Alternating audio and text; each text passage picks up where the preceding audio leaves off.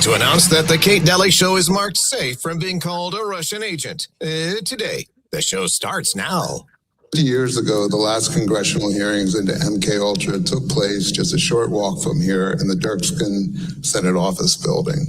At those hearings, convened in August and September of 1977, representatives of the CIA told Congress and the American people that its 25-year effort to control human behavior had been a colossal failure. I believe the agency misled Congress in 1977 when it characterized MK as a failure. My name is Tom O'Neill, and in 1999, I accepted a magazine assignment to write a story about murders committed by a group of hippies called the Manson family. Because as we get into this, we want people to make sure that you're not just somebody with a wacky idea. Right. Okay, you come with some science to you. What is the official reason for the collapse of the World Trade Center towers? Well, we're told that the planes hit the buildings and there was an explosion and a fire, and about an hour and a half later, in the case of the North Tower, the buildings collapsed due to structural weakening due to the fires. Mm-hmm. The problem is that we don't have large gradual deformations associated with collapses, and fires in high rises have never brought down a steel frame high-rise building at all. Yes, my name is Gail McCrae. And you were a nurse during COVID? I was. So which area are we going to start at? Why don't you just start telling us what you saw as a nurse? You've heard a lot of these hospital protocol. Yes. Killing, well, call them. I think one of the important things about my situation is that I was working in the Bay Area of California, where we had one of the most compliant populations in the country. So we were compliant with not just the lockdowns and the masking, but also the COVID injections. So in my community, when COVID was first announced and they locked down the hospitals and they stopped the elective surgeries, our hospital completely emptied out. And this was when I really first saw that we were being lied to. People who work with government agencies like the CIA know the power of Hollywood entertainment and use it for control.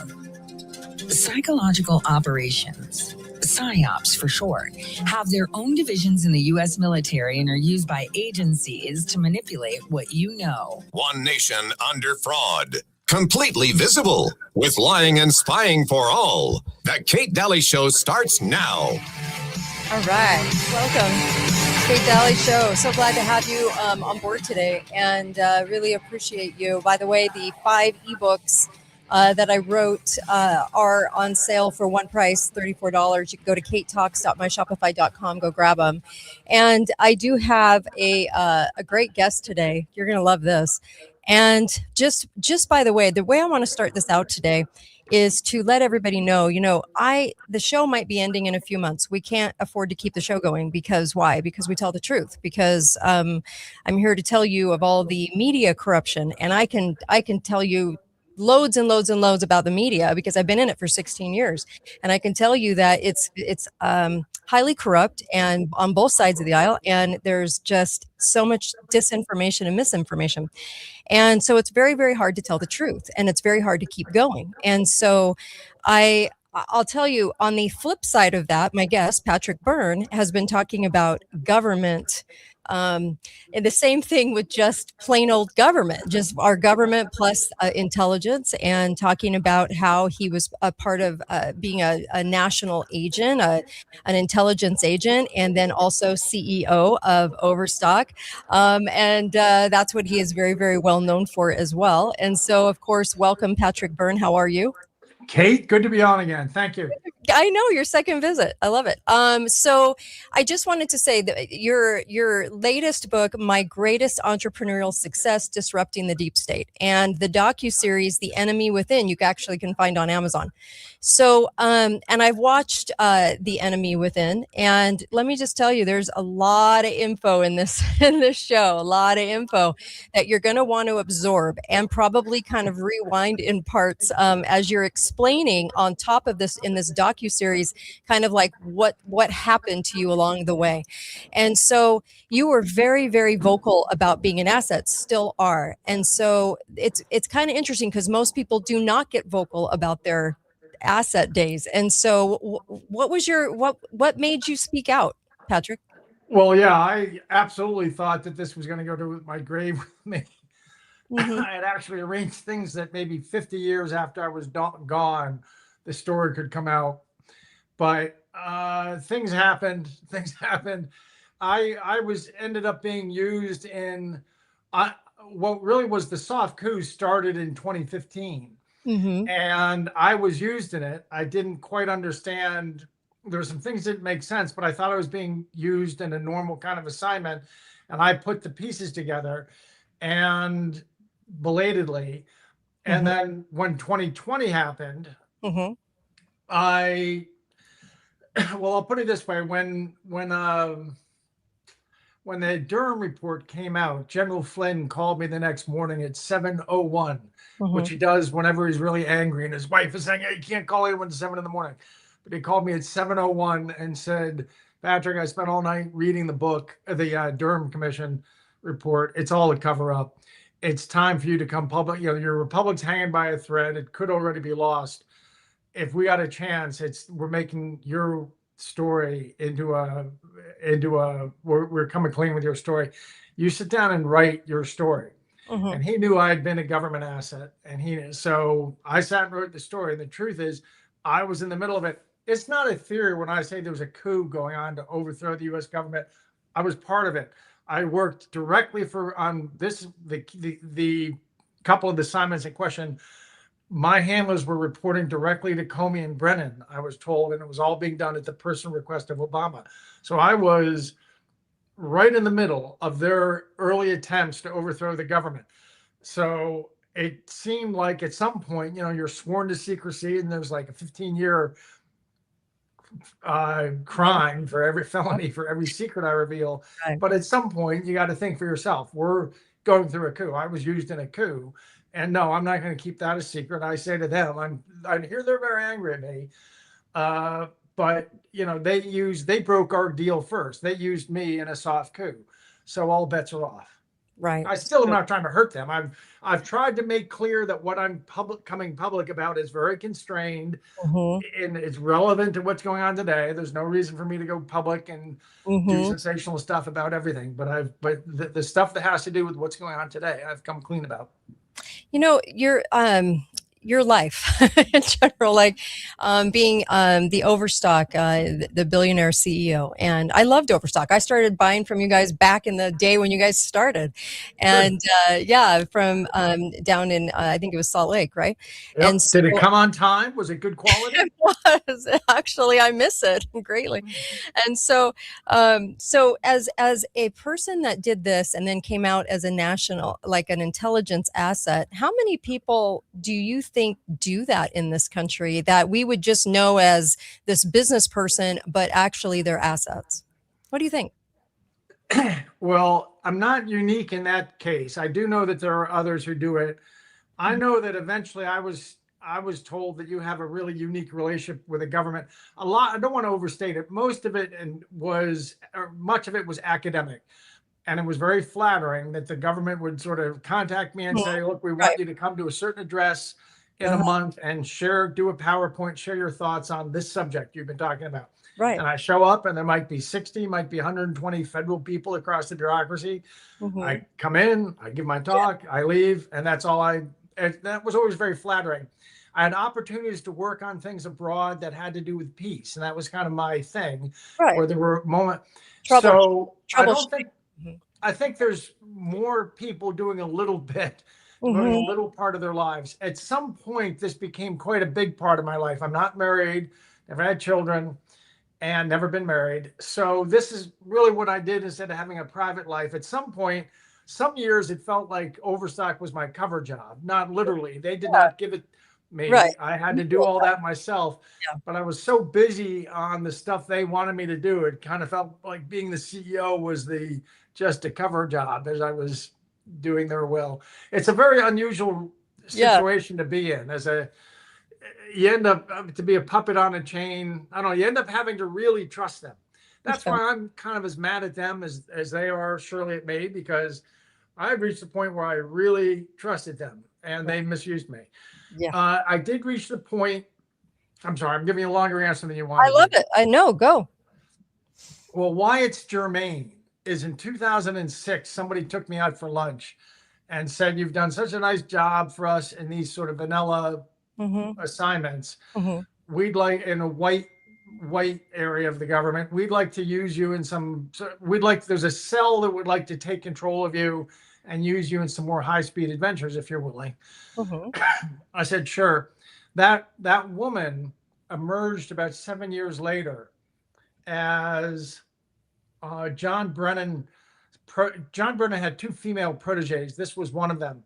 So I think that since 06 forward, I was actually being used by John Brennan.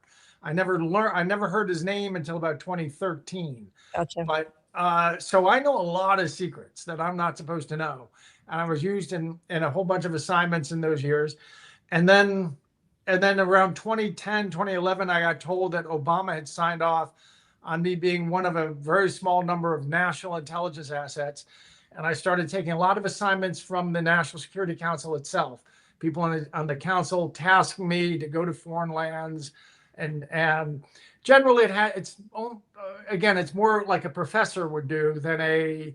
Than, I'm not killing anyone. I'm not stealing secrets. And an agent, yeah. Yeah, but eventually that's what happened. And I was frequently told this is really a unique relationship, Patrick, that we have you sort of doing some of the things you're doing. Well, you had a photographic memory and they loved that, right? And then also everything was probably compartmentalized, I'm guessing.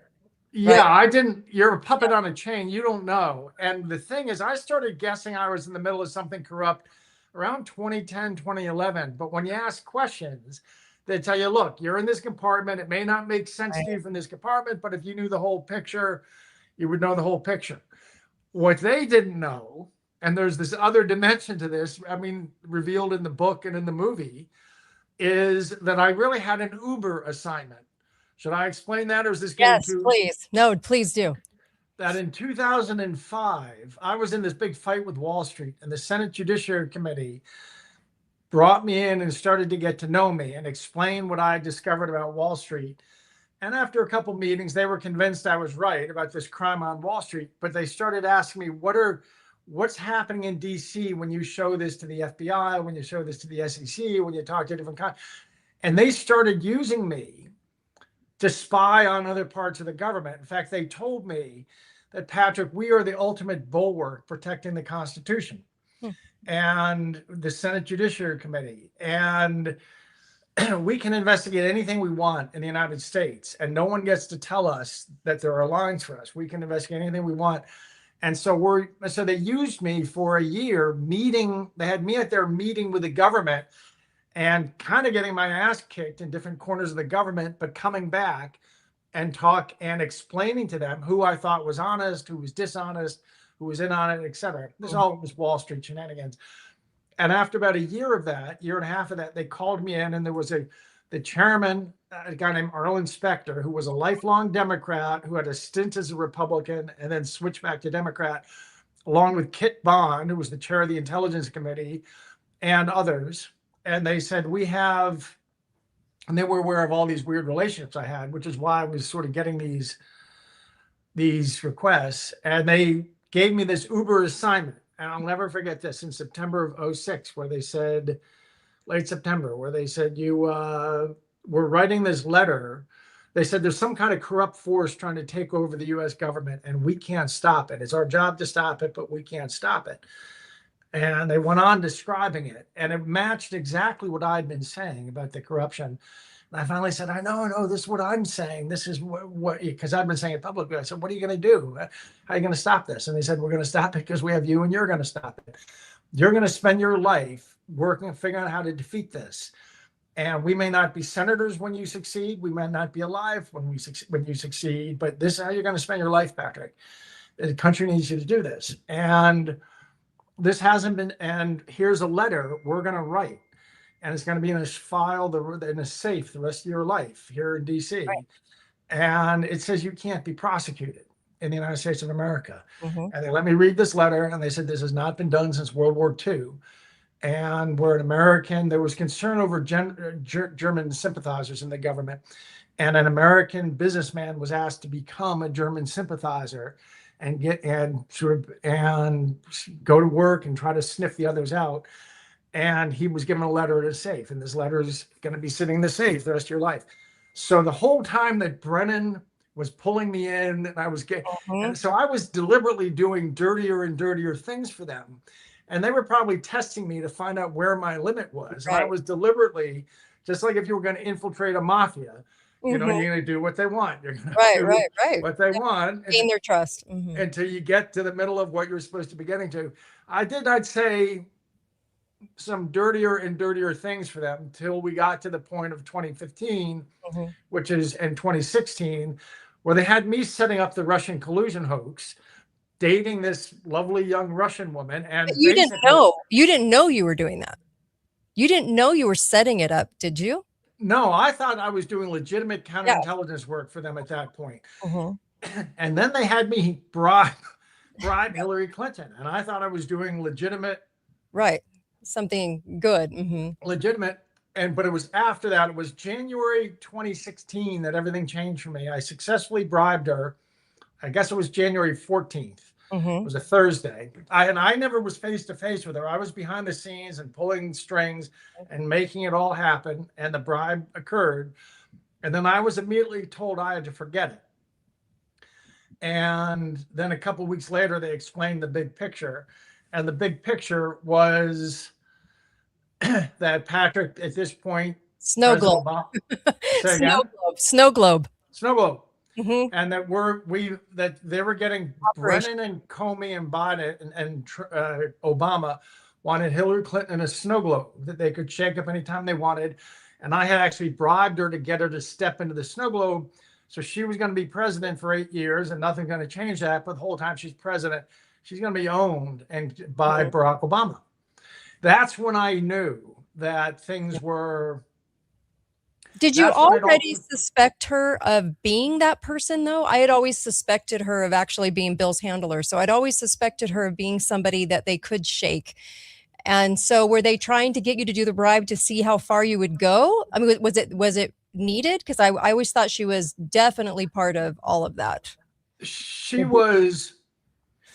They were getting the upper hand on her. They were getting the upper hand on her by this. It was a nice, clean, crisp bribe, probably recorded on video. And they were getting the upper hand on her by doing this. They would own her.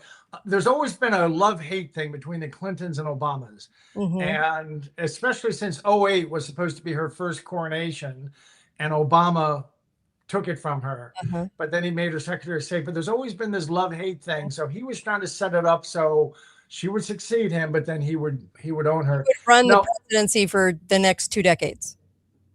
Well, it would have been her, and then it would have been Michelle, is what I was told. Yeah. Okay. Would have been her, then it would have been Michelle. And that would have given us 24 years of Barack Obama. His term, Hillary's term, and then Michelle's. There would be nothing left of our country. Yeah. So all of this was going on, the Russian hoax, all of this stuff, and you were kind of figuring out that you were possibly being used in all of this. You were under 2020 hits, election fraud, and everyone knew that the election fraud had happened. If there's a soul on earth that doesn't get that, Biden only got 5 or 6% of his own party's vote back in 2016. So everybody thought he was a joke. But when that happened, you were trying to tell people about election fraud, right? Because I think we've had it for a long time. But obviously now it's front and center, so everyone can see it at this point, right? All the way down through America, correct? Well, I had been learning about election fraud just coincidentally the previous 2 months. I've been brought back in.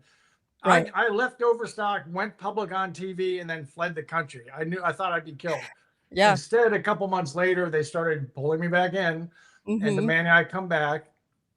And I actually got a message that you have to come back. We can kill you wherever you are, Byrne. Doesn't matter that you're hiding out in this little village in Indonesia. And you got to come back. I said, look, I'm going to be killed if I come back. Give me some sign that a federal person is going to take responsibility. I'm not going to be killed. And I got a picture, a photo, a week later of William Barr sitting at his desk with a Washington Monument behind him, holding up that day's Washington Post. So I knew it was current, and giving me a thumbs up to come back. Okay. And so I came back and I was put to work on another assignment, and then COVID hit. But as we got through COVID, I was put to work on an anti-cartel activity. In the midst of dealing with these anti-cartel people, there's a lot of cybersecurity involved in fighting the cartel and human trafficking.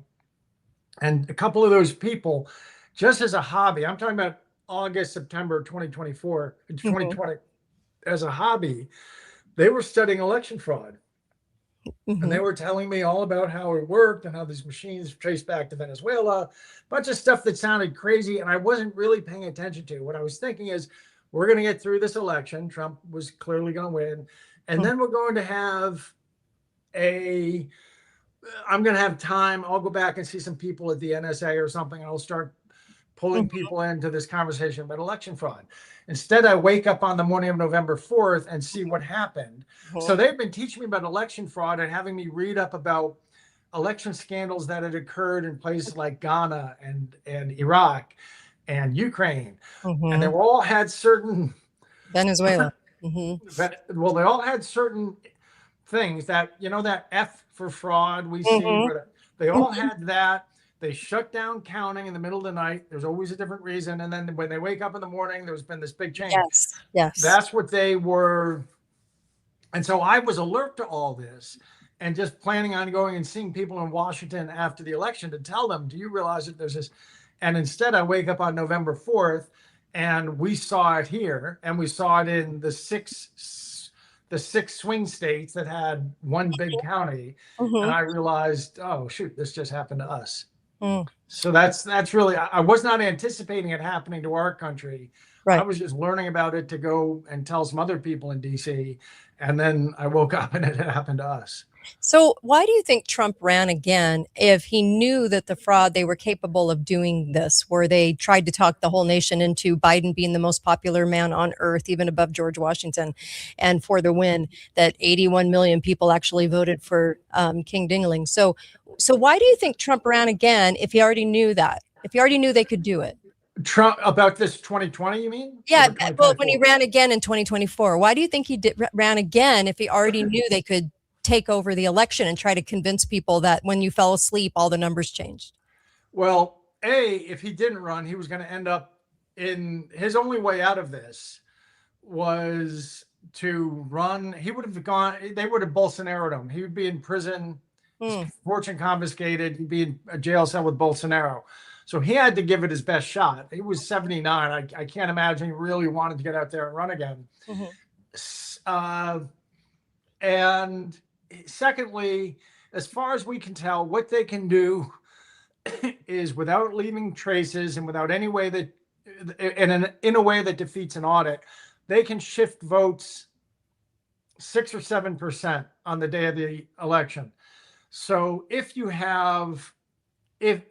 knew that he hoped he made it too big to rig. Now we think that what they did did everything. So I've spent all this time with election people who steal elections, and I've learned how they do it. They have a smorgasbord of 15 techniques. 14 of them are on the ground. It's all the things we've been hearing about. But the 15th technique is they have this computer center back in Belgrade, Serbia, a data center.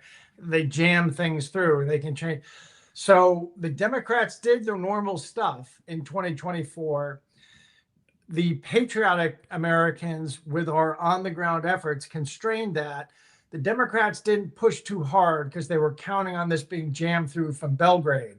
I don't know if you've heard the story, what really happened on Election Day. Have you come across that yet? No. Well, it's out. I've revealed it recently in a couple of interviews. A guy named Gary Byrne has written a book called Stolen Elections about a CIA guy. That what actually happened on Election Day was that Belgrade, Serbia office got smoked in an offensive cyber attack we had all the information necessary. We were bringing it by August 2024 to the government, to the Congress, but what a bunch of weak sisters they were. Everyone was afraid. Always. Yeah. Jim Jordan, the whole Freedom Caucus got briefed. They hid under their desks. They said they were convinced, but they said it's too radioactive. We won't, after the election, we'll look into it. That was like August, September. My partner, I was hiding out overseas. I was literally DHS domestic extremist #1. I was hiding out overseas, and my partner was taken in, my two partners, Gary and Martine, were taken into Mar-a-Lago in early October 2024. And they spent 3 days showing what we had, and everyone was shocked. And Martine was sent out to meet Elon. And Elon spent a day on it, and even had his technicians get on a Zoom call with a bunch of Venezuelan technicians I had who had built the systems that were assembled over in Switzerland. And Elon became convinced we were correct. And he said, we're screwed. There's no way to stop this. And there was two senators who were useful, Senator Ron Johnson and Senator Markwayne Mullin. Markwayne Mullin, do you know who that is? I don't. I know Johnson, but I don't know Mullin. Markwayne Mullin's a Cherokee. I love this part of the story. He's a Cherokee Indian from Oklahoma. He was an MMA fighter, and he was a plumber, and he built a $10 million plumbing business and sold it, became a senator. Our country was saved by a Cherokee Indian. Because he took Martine to Mar-a-Lago, then to Elon, and when Elon said this is true and there's no way to stop it, I don't see a way to stop it. The senator told him, no, if you vouch for this to Trump, this can be neutralized. Elon jumped on a jet and went up to Pennsylvania and began that afternoon. Do you remember when Elon, about 10 days before the election, went to Butler, PA, met with Trump and began campaigning and saying stuff like, if we don't win, it's the end of civilization? It was the afternoon. He had spent 24 hours with my guy, Martine, and he'd become convinced we were right. And he went up to Trump and said, this is all true. And it was neutralized. Martine was sent into the DOD Cyber Command, and things were turned over, and a legal government effort was undertaken without informing the administration, where they smoked this Belgrade, Serbia office, and there was no offense. They were not able to conduct the hack that they had intended to conduct. And that's the only reason we had a fair-ish election in 2024. Okay. So now that you're looking at election fraud, and they can tabulate the numbers when they're sending the numbers up on the backside of that software, right? The numbers can be depleted, they can get some gain, they can be completely manipulated. So is this and how long have they been doing this in your estimation? Well, one of the most dramatic moments of my life was I had all these 15 Venezuelan technologists in a safe house in Switzerland, and General Michael Flynn came over to see them. This was August of 2024. And he came over and met them and was briefed for about 90 minutes till he was convinced. And he's a technologist himself. He's a fabulous mind. And after about 90 minutes, he's convinced. He was about to leave. And I said, before the general leaves, why don't you tell him how much this has gone on? And one of the Venezuelans gulped. And he said, General, we've been manipulating elections for 20 years in 72 nations. And for just a second, I saw Flynn. I've never seen him look, he just sagged. I felt so sorry for him because I know how he thinks. We've spent 5 years together, 6, 7 years now. I'm sure he was thinking, I spent 35 years abroad defending this country, doing crazy stuff. I saw thousands of Americans killed, and they came at us on a vector we had not anticipated. So they say they've done it in 20 years in 72 nations. The whole history of the West has been altered. China is ultimately the chairman of the board of this effort. The front men are Venezuela and Cuba, but it's a Chinese operation, and they have changed the narrative arc of the West so that we have crashed into a bridge abutment. That was through their meddling from Xi'an, China, was ultimately pulling the strings. So that's the truth of what's happened. It's really the greatest crime in American history, the greatest assault on America since 1776. It's funny, I was saying this stuff 2 years ago. I now see President Trump is literally using these words like, this has really been the greatest attack on America since 1776. So I've always thought that it was our CIA, our intelligence, that was the origin of COVID, not China. And I always thought it was our government who used the hanging Chad story to develop software that they implemented in 2004. So what do you say to that? What do you say to my belief that our government was the one that did both of these in origin? What do you think?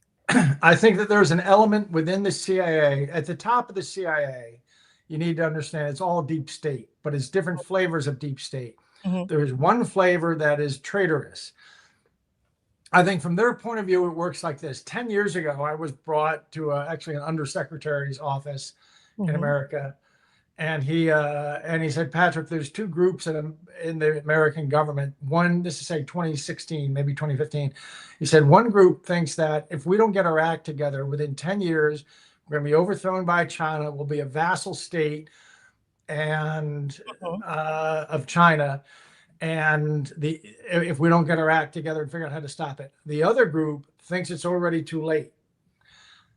I think that group that thought it was too late went out and brokered their separate peace. It's a little bit like in Athens, when Athens was finally defeated by Sparta. There were 30 families in Athens who said to the Spartans, instead of you trying to rule Athens, put us in charge and we'll keep this place in order. It's called the Age of the 30 Tyrants. It only lasted 8 months and then they were overthrown. But I think there was a group in America, in the CIA and elsewhere, that were making their separate peace with China and thought it was too late. I think that's what really happened. But they do share a vision of globalism. They all think, even Pompeo, who I think is a bad guy, but Pompeo came out a couple of years ago and said there's not a person on the seventh floor of the CIA who believes in the constitutional republic anymore. Some people wanted to make that deal with China. Some people wanted to go with a globalist system that could stand up to China. But what they all agree is that there ought to be some sort of global power that's now running things. Either that, some of them think it's the WEF and George Soros and Davos and so forth, and the other thinks it's China. Okay. And then also you were told at one time that there was no rule of law, and this shocked you when you were told by this person. Who told you that? I can't remember. John Ratcliffe. I was saying, I'm just going to go public, because when Ratcliffe, I brought my story to John Ratcliffe. This is why John Ratcliffe and I aren't going to be sending each other Christmas cards. He was a congressman on Nunes's staff. And when I finally put the last pieces together, when I watched, I'll never forget that night, so there'd been a bunch of, anyway, when I put the last piece together and realized I am in the middle of a coup, I flew to DC, I went to Nunes, was put in touch with Radcliffe, and this other SOCOM guy, and I briefed them. I told them my story, and they said, well, we're going to subpoena you. So I went home, waited for the subpoena. It never came. I went back 3 months later. I said, what's going on?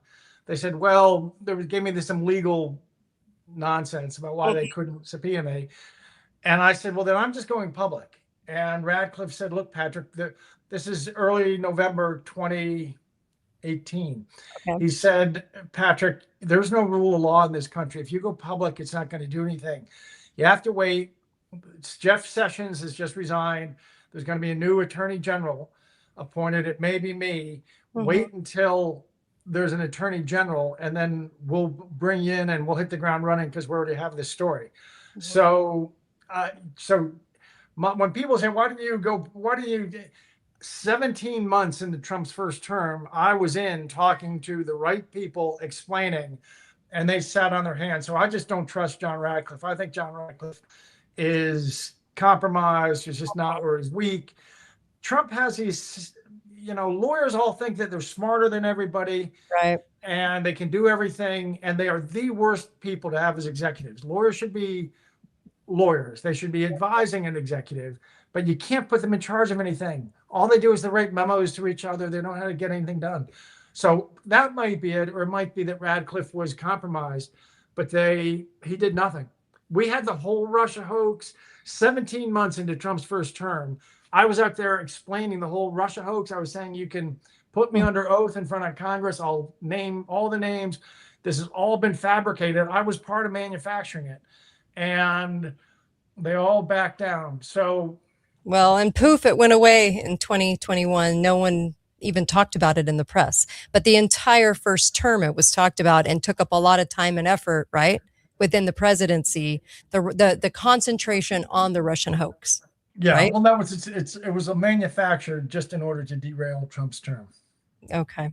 The book is My Greatest Entrepreneurial Success, Disrupting the Deep State. It's not a book. It's not a book. It's the name of a speech I gave. Yes. A PowerPoint. It's not a book. Yes, yes. And of course, the docuseries, The Enemy Within, on Amazon, you can get more of the details of everything that he's talking about there, because it really is in depth. I mean, you go through kind of your whole process of what you were thinking and feeling through all those years. Well, Flynn believes it's going to be a matter of, Flynn is so smart. He learned the whole story and he stewed on it for a month. And then he said, for this is going to be the key that unlocks history. Patrick, you were at the center of it all. Write the book in all the detail you can. And so I explained exactly what I was thinking at each stage and what I was learning and how it changed. There was like 8 or 9, we counted once, there was 8 or 9 twists and hard twists and turns in the book. So he said that history needs you to write that if we survive this, it's going to be studied for 100 years. I know you only have a few minutes left, but I wanted to know your perception now in 2026. What is the mix, the percentage mix, do you think, of white hats to black hats in the CIA? In all the intelligences, actually. Well, Bill Pulte knocked out. I think it's more gone our way. I think Bill Pulte took out a lot of the really bad actors, but I think that it's institutional at this point. People, the lower levels are better, but the lower levels have been selected and hired by the bad players. So it's going to take a real rotor-rooter to get this fixed. So as far as the presidency goes, what's your take now as far as the presidency in general? I mean, all selected? Because wouldn't you have to be on board with what was going on to some degree if you were selected as president? Or do you think somebody rogue can get in? Well, I think Trump was rogue. I think there is a faction of deep state, if you want to call it, who support Trump and don't want to see our country overthrown. And it's not just the president. I think at the congressional levels and throughout, and certainly the judiciary, you have to be on board with certain things to rise to a certain point. I think everybody on the DC district court I don't think you make that court unless they have something on you. So I think there's a lot of blackmail. There's a lot of people who don't get the big picture, and they thought that it's okay to just do a little bit of corruption when asked. But no, you can look, Trump shows that it's possible to beat this. I hope Michael Flynn runs. Flynn, I like Rubio, I like Cruz, but Michael Flynn is in a class by himself in my mind. And he's the guy who could, I think that might kill him though, unfortunately, before he ever could take office. But to me, he's the solution. He knows how this all works and he's the solution. Yeah. And how's your health, by the way? I had cancer for the 4th time. They took out the lower half of my left lung. Wow. You hear this light cough. Yeah. I'm 6 weeks out, but I'm 7 weeks out. You're doing what you can do. Yeah. What you do. I've lived this way for, it's been 40 years. Had 119. This was surgery 119. It's gone on for 40 years. Wow. I feel like I'm climbing a cliff and I keep sliding down. That's amazing. But it's okay. Oh my gosh. Well, good luck with all of that. And thanks for joining me as well. The Enemy Within, you can watch it. And thanks so much, Patrick, for joining me. Thank you, Kate. Great to see you again. Thank you. You too. Okay. All right. So back here with you guys, and just wanted to get your take on everything, everything that was said. So yeah, there's so much to say about all of that. It's it's interesting to watch. People come out and talk about their experience, and I know that oftentimes their experience is true to them. They're explaining what they did and what happened to them, and I'm sure that things within this racket of government, because I think the entire government has been completely taken, and intelligence, I know that they pawn it off to different countries. I don't necessarily believe the origins from other countries. I do not believe COVID came from China. I don't believe that the election fraud came from China. The election fraud, if you want to go look, was originally GEMS, and it was a lawsuit in California over GEMS, and that was getting corrupt individuals out of prison to software specialists to write the software.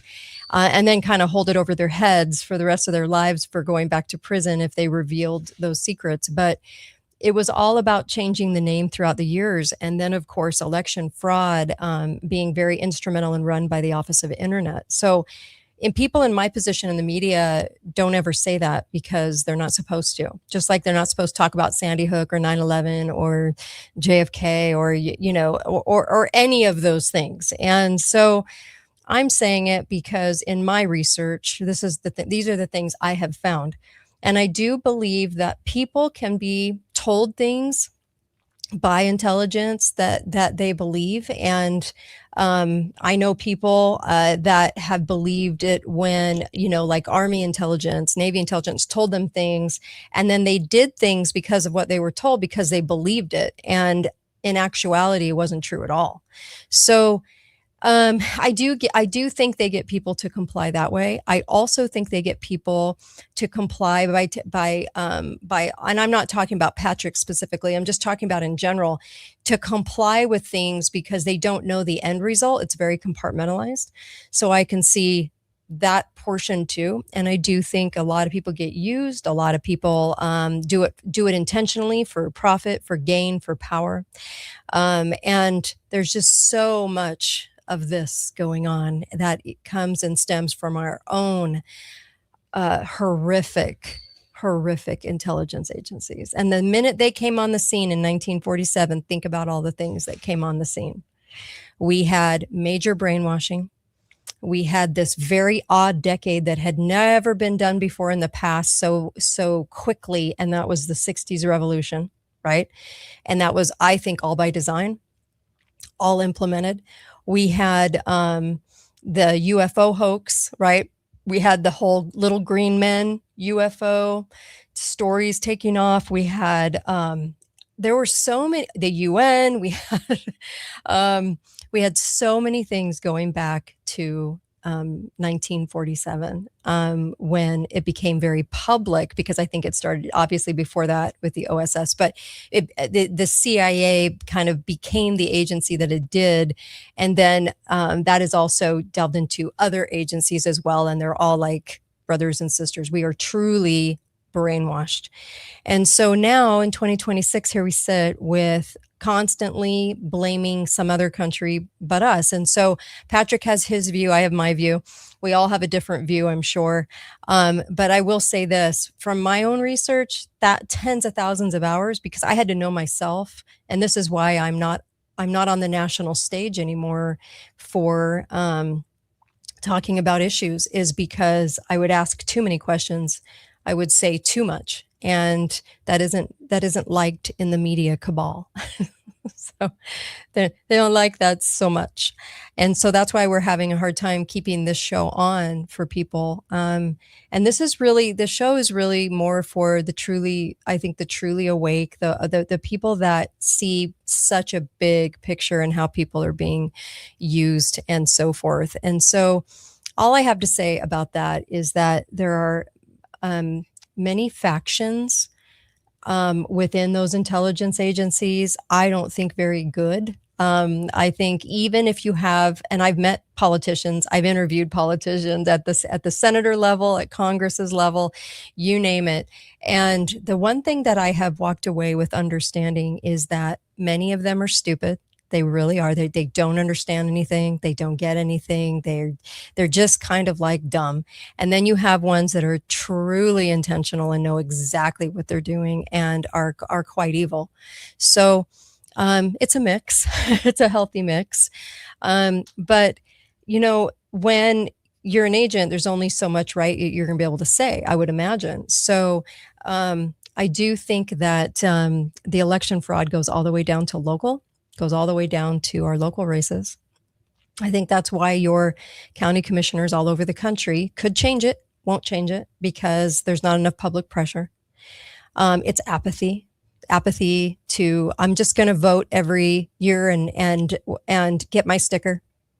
That's what I'm going to do because it feels good. Feels like I'm a part of something. Feels like it's democracy is. They always use that word.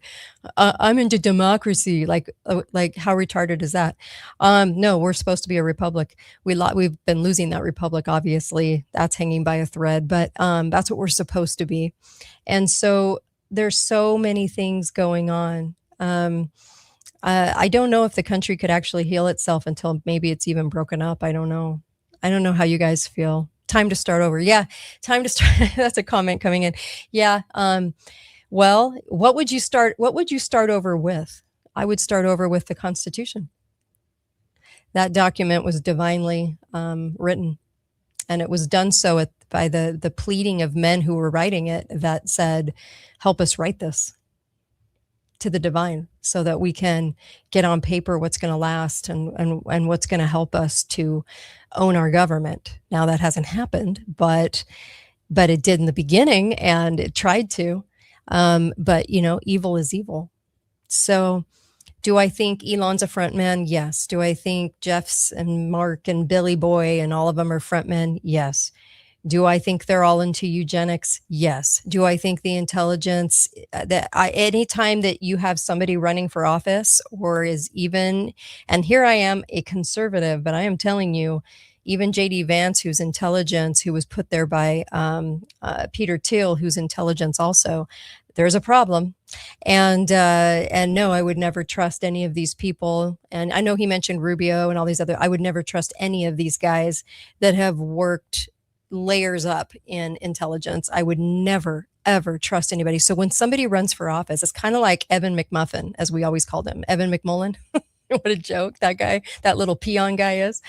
And I started calling out the truth on him when he was running the first time. And I said, he'll only be interested in politics when it's election time, never interested in politics beyond that. I think he had a fake family. But I look at his situation and I'm like, the newspapers here in Utah were totally on board and tried to sell him to the Utahns to get him elected. We have so many problems with the press being so bought here in Utah. Big issue. And I know because I met with the press and I put it in their face that they were bought and they had no answer to that in a special meeting. But let me just say that after all the research I've done, I can't walk away with ever supporting anyone with intelligence that runs for office. And you notice they all do. They, not all, but many of them are propped up to run for office. Many of them, that's their job. Like they're told, you will run for office because they're basically the snow globe. He mentioned Hillary as the snow globe where they can shake it and get them to do what they want. That's exactly why they run. They're propped up to do so by the deep state. So, I know this is a lot of info, and I appreciated the docu-series, The Enemy Within with Patrick Byrne, because a lot was said, and you need to go through that and really pick out pieces of that to kind of see how some of the things might work, how they're done. And then I would always take a skeptical eye at everything, because that's how you kind of have to operate within the madness of this political cabal. So there's that. And sadly, and I do really appreciate you listening. And I'm always absorbing a lot of info. and actually, kind of being kind of kicked to the curb by the media. Let me just say that we're so in trouble. If you're listening still to this day to anything on TV, and if you're still listening to any host with over 1 million people listening to them, I would react in the exact same way. I would probably acknowledge that most of them, they're going to tell a lot of truth, but it's going to be mixed with disinformation. So there's that. Okay, so I wanted to kind of explain where I was at after all my research and so forth. But I did always think Hillary was, I think Hillary is kind of a lesbo, and I think she's actually Bill's handler. I think all of them have a handler. So there's that. And what more do I say? Anyway, I really appreciate you guys. Thank you. Those ebooks, 5 for just $34. So you're getting like 60% off, and that's only for 4 more days. Or 3 more days, sorry. So take advantage, go get it, support the show, support more research. I can only do research if this is supported. And it's a very, very scary time. See, people like the freebies that come from, say, government school and free media. They like the freebies, but with the freebies comes all of the brainwashing. So it's hard to pull people away from freebies and say, hey, if you donate every month to freedom of speech and to media that actually is going to say what they're thinking, and actually media that thinks, because there's a lot of total dipshits in media. I've met them. Oh my gosh, we're so in trouble. Sorry, did I say that out loud? Dip craps. So anyway, I just wanted to say that for a take that is not going to be farmed out by producers to certain media, and you want to keep this on board, then help me out and donate to the show. If you're okay with just getting the freebie media that is laden with brainwashing, go for it. Me, I always like to have a different take. I always like to, when Charlie Kirk, when that whole scene went down, I can't even tell you how many people reached out. Well, what do you think? What are you researching? And from the second it came onto the scene, I was like, oh my gosh, Tyler Robinson's a patsy. And I live in the same town as Tyler Robinson. Total patsy. And by the way, this whole thing was a setup, and it was an inside job, and the security team was replaced. And I was telling that to people right off the bat. But see, you didn't hear a lot of media do that, did you? Because they wouldn't, and they couldn't. So there's a lot of walls that media get. And the higher up the food chain you go in media, the more restrictions you have on what you can say and talk about. That's the sad part. What I've learned in 16 years. The ebooks that I've written, the one on cancer, the one on AI, what's coming with AI, what happens after the job loss is really the intent of AI. Boy, digest that sentence. Okay. The intent of AI is what happens after the job loss, and you can find out what they've got in store and how they're going to do it, but also how you can help yourself get above that organ donation horror, the fact that they made up brain death and it's not a real thing. You name it. The Get Ready book is it's like 60 pages of the most amazing advice that I could give you after doing the show for 16 years and all the interviews and what happens when a government did collapse in a certain country and what they did and what was the most useful thing that actually would sell the most, what people had in their possession that people wanted the most. That is all in the book Get Ready.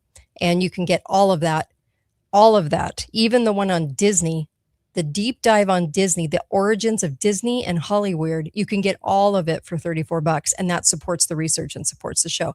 So if you are a friend to me in this show, please share that link so that people can be aware that those 5 ebooks, they can get them on a total steal right now.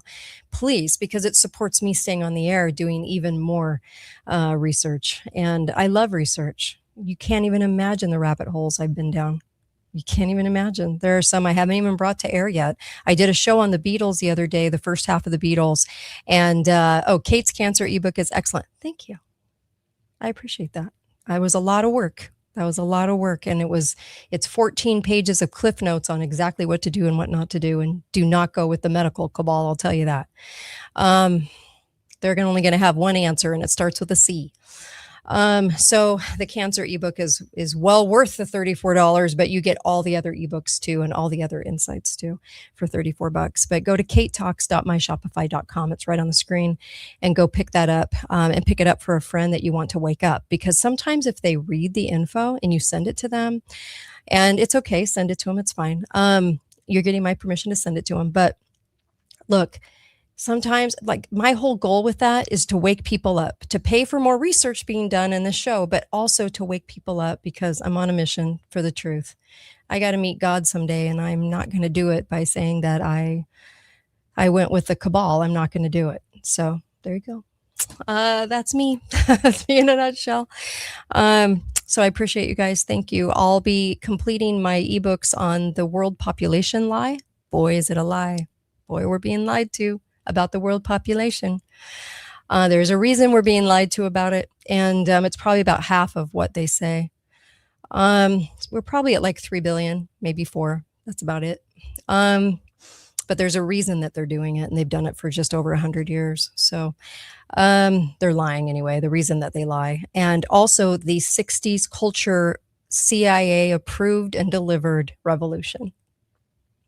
The 1960s decade of the CIA bringing you the music, the terminology. The term teenager did not come out until the 60s. All of that, and the demolition of the family, that's where it started in the 1960s. I'm finishing that ebook as well, because that is so important to understand how diabolical these people are, and also what they're willing to do to us to bring on think about it, for 100 years, we didn't have any decade bring on as much change as the 60s did. And it wasn't because people just suddenly got angry and women suddenly got angry at cooking a dinner for their husband. No, that was not it. It came about because the 60s were brought to us by the CIA, LSD, that they were heavily into, and then brought to us the drug culture and the hippie revolution, and basically invented it. That's why it changed so much. I wish people knew that. Because if you do, then you realize how big the lies can be. In the intro clip that I played coming into the show, a nurse says, no, COVID wasn't killing people in California. It was remdesivir in a ventilator. Then we had the guy that was on a news program saying the towers could have never burned that way. There's no way in 9/11 that happened. And I'm telling you, because this is all I study, and the towers could have never fallen that way. Right? And then, of course, the first guy, Tom O'Neill, who wrote the book on the Manson murders, who said, Manson was he was working as an informant, and they utilized him, to bring on fear. We didn't have the lone gunman until the 60s. We didn't have so many things until the 60s, or the random mass shooter until the 60s. The 60s were huge in bringing on such a huge culture revolution, but it was made up. It was engineered. It was manufactured. That's what people don't understand. So I'll finish that up and get that out. And I so appreciate you guys. Thank you. And then, of course, be faithful, be fearless. Go get some Cardio Miracle. Cardio Miracle has truly been a game changer for me and my whole family. We all take it actually now, and double dose every day. It's minerals, vitamins, completely delivered to your system that helps your lymph system. I was reading a meme the other day, and it said, your lymph system, when you get cancer, it isn't like the end result of your life, like you got cancer, so therefore now we have to bring in the big guns. It's a check engine light. Cancer is just the mere check engine light for a lymph system that isn't working. Your system isn't working anymore. So what do? We go to the cabal, and we get the cabal to put poison in us, to basically take the sledgehammer to I'm not going to say fly because that's a little too simple, but to a slew of bees, let's say. Okay. So it's a sledgehammer though. And You don't need that sledgehammer. What we need to do is solve the check engine light problem, okay? The yellow light. And so we look at it as a red light. And what this is about is it's a yellow light. It's telling you there's a warning and a system problem. And the medical cabal has convinced us that cancer is, it's completely taken over. So therefore you got to go to the very worst scenario, and that is pumping your body full of 100% poison.